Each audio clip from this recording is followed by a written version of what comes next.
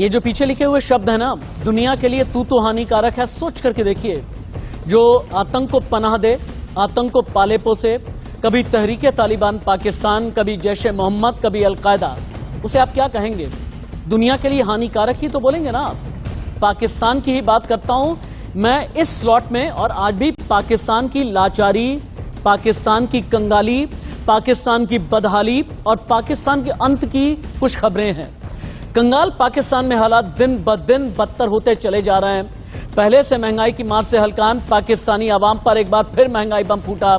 पाकिस्तान में महंगाई दर 31% के पार है, यानी महंगाई में ने 60 साल का रिकॉर्ड तोड़ दिया। खाने पीने की चीजों के दाम बेतहाशा बढ़ चुके हैं, यानी पाकिस्तान में महंगाई की आ गई है सुनामी।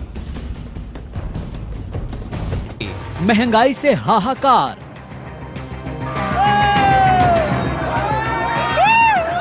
टूट गए महंगाई के सारे रिकॉर्ड।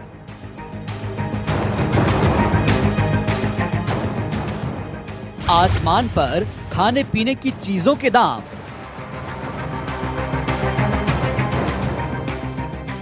चंद दिनों की मेहमान शहबाज सरकार।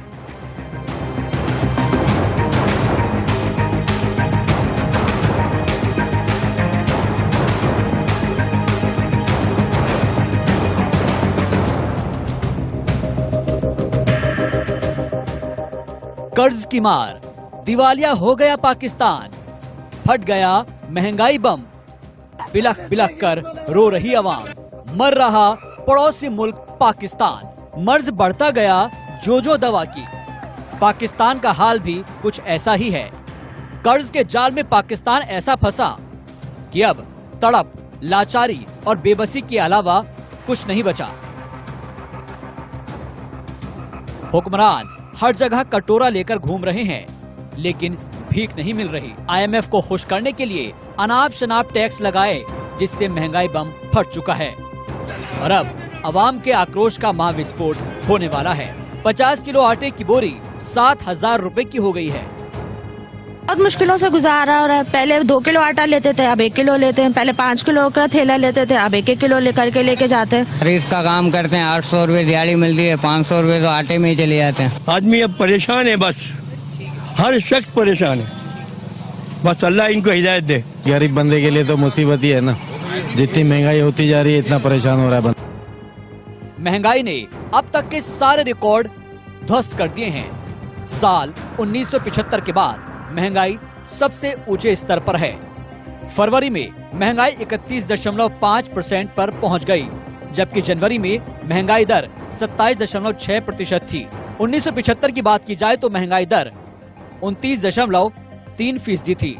खाने पीने की चीजों के दाम आसमान पर है। खाद्य पदार्थों की कीमतों में 45% की बढ़ोतरी हो चुकी है। महीने दर महीने के आधार पर महंगाई 4.32% बढ़ चुकी है। लोगों का पेट भरना मुश्किल हो रहा है, तो वहीं बीमारों को दवा नहीं मिल पा रही है। जो मिल रही है उनके दाम इतने ज्यादा है कि लोग खरीद नहीं पा रहे हैं। मेडिसिन क्या, यहाँ तो थूकने के लिए भी कहते हैं कि 50 रुपए दे दो। ऐसे ही है, बिल्कुल ऐसे ही है। ये जो यहाँ आया वगैरह फिर उसे कह दो कि ये मरीज को थोड़ा सा बेड चादर चेंज कर दो, हमें मिठाई दे दो, हम शादी पे आए हुए हैं ना। यह मेडिसिन है, सब को आए। आप लोगों को मेडिसिन मिलती है? बिल्कुल नहीं, बाहर से जाके लानी पड़ती। हम लोग दुकान खोल लेते हैं बाहर, फार्मेसी ना, नर्सिस की कोई अगर आपकी वाकिफ है तो ठीक है। डॉक्टर समझते हैं कि सिर्फ मैं ही पढ़ा लिखा हूँ, ये जो मरीज के साथ खड़े हुए ये जाहिल है। ये मैं तेली लेके आऊँ 750 की, ये देखो ये ब्लड वाली। हाँ वो पहले ये ठीक है, 750 की मैं लेके आऊँ। ठीक है, हमें क्या मकसद, हमें क्या फायदा। पहली बात है, हम नमाज नहीं पढ़ते। आप सब नमाज पढ़ना शुरू कर दें, अल्लाह ताला को राजी करना शुरू कर दें, इंशाअल्लाह आप अच्छे हो जाएंगे। अल्लाह ताला हुक्मरान भी आप पे ऐसा ही भेज देगा। ज्यादा परेशान है, तकरीबन 1 हफ्ते से हैं। कोई छोटी सी चीज भी है ना, छोटी सी मेडिसिन वो भी पर्ची लिख के देते हैं, बाहर से ले आए। मैं तकरीबन मेरे ख्याल में ये मुझे 5 दिन हो गए, 4 दिन में तकरीबन को 20,000 की मेडिसिन बाजार से ला चुका हूँ। इतना ही नहीं, शराब और तंबाकू की कीमतें तो 47.9% तक बढ़ चुकी है। दरअसल पाकिस्तान में महंगाई की सबसे बड़ी वजह IMF की शर्तें बन गई है। पाकिस्तान को IMF से फंड की जरूरत है, लेकिन फंड पाने के लिए पाकिस्तान को कई शर्तों को मानना पड़ रहा है। इनमें सबसे खास सब्सिडी को खत्म करना और टैक्स बढ़ाना है, जिसके सबब हर चीज महंगी हो गई है। एक्सपर्ट्स का कहना है कि अभी भी पाकिस्तान अपने सबसे खराब हालात में नहीं पहुंचा है। मार्च में जैसे जैसे रमजान करीब आएगा, महंगाई और बढ़ेगी।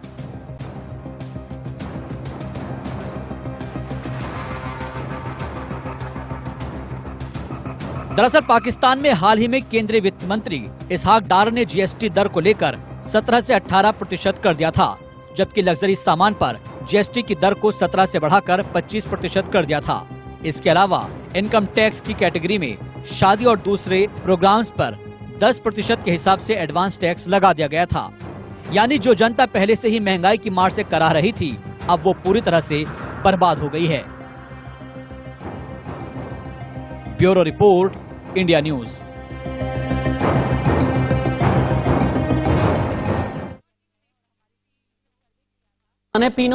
पीने की चीजों के दाम आसमान पर हैं, वहीं तेल की कीमत ने भी लोगों का एक तरह से तेल निकाल दिया है। पेट्रोल डीजल की कीमत में आवाम हलकान है। आवाम कह रही है कि अब बर्दाश्त से बाहर है। सुनिए। ये बेगैरत लोग ईरान से क्यों नहीं लेते? यहाँ पे ला के पाइप ला के बैठा हुआ है। अब मेरा साला था, कल उसके पास 250 रुपए नहीं थे पेट्रोल के लिए कि वो घर से निकल जाए और जाके अपने बच्चों का गुजर बसर करे। रात को भी खाने के लिए नहीं था उसके पास। बांग्लादेश उसके हमारा 1 रुपया, उनका 2 रुपए 53 पैसे। क्या अब हम 2 टके के भी नहीं रहे? आवाम को कफन मिल जाए बहुत बड़ी बात है। मैं आजकल के इस दौर में बोल रहा हूँ, ये भी कफन भी शायद हो सकता है आने वाले वक्तों में कफन भी महंगा कर दे। आवाम को ऐसे ही रोड पे डाल के जला दिया जाएगा। ये साग डार नहीं, ये डॉलर डार है। बहुत मुश्किलात हो रहा है, सवारी कोई बैठ भी नहीं रही, पेट्रोल डलवा के थक गए। इल्तिजा करता हूँ, खुदारा इस मुल्क को इस हाल पे मत लाए कि इंसान को काट के जीना शुरू कर दे। पेट हुआ हुआ बंदा 30,000 रुपए कमा रहा है, दालों में नहीं घूमते, सरकारी पेट्रोल पे नहीं घूमते, हक हलाल का खाते हैं, हक हलाल का कमाते हैं। कोई करके तो देखे हमारी तरह गुजारा। मैं इस महंगाई में उसके साथ कदम मिला के चलूंगा। 200 पे पेट्रोल, 1000 पे कर दो पेट्रोल, वो गुजारे हमारी तरह जिंदगी, हम 1000 पे भी डलवाएंगे फिर पेट्रोल। आए देखे हमारा हाल क्या है सर, खाने को पैसा नहीं है। ये गाड़ी पेट्रोल से चलती है, 250 रुपए पेट्रोल अफोर्ड करना किसी के भी बस में नहीं है इस वक्त। सर गुजारा क्या कर रही है? बस सुबह नाश्ता कर लिया, नहीं कर लिया, घर से निकल गए, सारा दिन रोड पर होते हैं। बंदा गरीब आदमी कहाँ जाए? 1200 रुपए कमाने के बाद भी घर में कुछ ना पक्के तो फिर फायदा क्या है इतना काम करने के बावजूद? तो मौका ही नहीं मिला कि यार चलो मैं रात को टंकी भरा लूँ 1000 रुपए बेगम से लेके और पेट्रोल डाल लूँ उसमें जाके, तो कोई फर्क नहीं पड़ा। हमें मजबूर नहीं करो रोडों पे और सड़कों पर आने पर कि हम अपने आप को मारे या जलाएं। खुदा इनको गर्क करे। ये बेगैरत लोग ईरान से क्यों नहीं लेते? यहाँ पे ला के पाइप ला के बैठा हुआ है, दूसरी जगह से अपने खर्चे पूरे कर रहे हैं, सारे कमीशन लेते हैं बेगैरत लोग। लानत हो इनके ऊपर, इन बेगैरतों के ऊपर। सारे चोर बैठे हुए हैं। 1500 रुपए कमाने वाला इंसान है ना, खुदा की कसम वो मर गया, उसकी नहीं पूरी पड़ती। आटा लाए, घी लाए, चीनी लाए, तेल लाए, क्या क्या करे, कुछ नहीं कर सकता। ये बहैसियत इसहाक डार साहब, अगर आप इनसे कहें ना कि 1 महीना 45,000 रुपए में गुजार के दिखाएं तो हम इनको सलूट करेंगे जाके। ये लोग सिर्फ हमारा खून चूस रहे हैं और कुछ भी नहीं कर रहे। जिंदगी बदतर गुजर रही है। महीना यकीन करें ऐसा गुजर रहा है कि 1-1 रुपए के लिए इंसान परेशान हो रहा है। रोजाना डेली का 350 का पेट्रोल डलता है। 20-25 हजार सैलरी है जिनकी, वो बंदा क्या करेगा? बच्चों को खिलाएगा या उनको तालीम देगा या उनको अच्छा पहनाएगा या अपना खुद का खर्चा बंदा करेगा बर्दाश्त? मैं जब आ रहा था ना घर से तो मुझे एक आदमी ने डरा ही दिया। वो कहता है 500 रुपए में पहुँच जाएगा 1 साल के अंदर। मैंने यार 500 पे चले जाएगा तो आदमी साइकिल पे ही घूमेगा यार, और क्या करेगा? हमारा काम है हवाई रोजी का, कमा लेते हैं कभी, यानी कि हम महीने में 20,000 भी कमा लेते हैं, कभी 25,000 भी कमाते हैं, कभी 30,000 भी। अब घर का गुजारा बहुत मुश्किल हो गया। पीएम नवाज साहिबा भी अभी दोबारा आई हैं, उन्होंने बोला मैं महंगाई में थोड़ी दोबारा आई है तो वो बोल रही थी मैं 3 घंटे जो है ना अपना सर्जरी कराने में मसरूफ थी। 3 घंटे सर्जरी में लगा दे, वो डॉक्टर मुझे बोला है आपको बहुत बहुत मुबारक हो, आप बच गई हैं। 3 घंटे अगर अवाम के लिए बंदा कोई सोचे ना, उसलिए उसको ख्याल नहीं आता, अपनी सर्जरी के लिए 3 घंटे सोच रही है। मेरे तो 6 बच्चे, 6 वो आप हिसाब लगा दें तो 6 बच्चों में 2 मैं एक अम्मा है, तो उसमें हम क्या गुजारा कर सकते हैं? एक दिन के भी 2 किलो चावल नहीं चलेंगे। मुझे लग रहा है कि मुल्क डिफॉल्ट की तरफ जा रहा है। मुल्क का कोई आगे कोई नजर नहीं आ रहा रास्ता वगैरह कोई आगे। सागदार साहब भी कह रहे हैं कि पाकिस्तान का अल्लाह ही हाफिज है। तो अगर हमारे पास इस तरह के सियासतदान होंगे, फिर इस तरह के हमारे मिनिस्टर्स बैठे हुए होंगे, तो उसके ऊपर तो फिर हम लोग जवाब दे, हमारे पास कोई जवाब नहीं है। बिल्कुल फर्क पड़ा, पॉजिटिव फर्क हम एक्सपेक्ट कर रहे थे, लेकिन उल्टा नेगेटिव फर्क पड़ा यहाँ पे।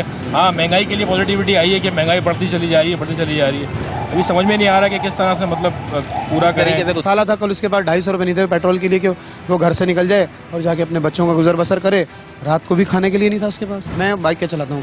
लोग लड़ रहे हैं यार, हमें बीपी हाई हो रहा है हमारा, क्या करें जाके घर पे यार। घर पे जाओ तो बेगम को खर्चा चाहिए ना, बच्चे भूख से तो नहीं बैठ सकते ना रात को यार। 12 घंटे चलाने के बाद भी कुछ ना मिले घर में जाने के बाद और बचत ना हो तो फिर फायदा क्या है। एक तरफ महंगाई की मार है, वहीं पाकिस्तानी रुपया एक बार फिर से धड़ाम है। $1 की कीमत आप सोच करके देखिए, 284 रुपए 85 पैसे $1 की कीमत है। वहीं अंतर्राष्ट्रीय मुद्रा कोष की शर्तों ने भी पाकिस्तान का दम निकाल दिया है। पाकिस्तान को हर कीमत पर कर्ज की किस्त चाहिए और IMF शर्तों पर शर्तें लादा जा रहा है। दरअसल IMF ने सैन्य खर्च में कटौती के लिए कहा, जिसे पाकिस्तान ने मानने से किया इनकार। अब IMF ने साफ किया कि अगर सैन्य खर्च में कटौती नहीं तो फिर उपभोक्ता वस्तुओं पर 25% GST लगाई जाएगी। पाकिस्तान ये शर्त मानने के लिए तैयार हो गया, लेकिन ऐसा हुआ तो पाकिस्तानी आवाम करा उठेगी, बर्बाद हो जाएगी।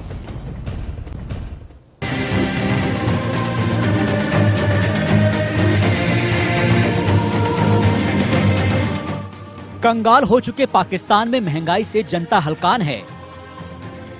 IMF से लोन लेने के चक्कर में हुक्मरान टैक्स का बोझ लाद रहे हैं, लेकिन IMF पिघल नहीं रहा। IMF की शर्तें पूरी करने के लिए पाकिस्तान का दम निकला जा रहा है।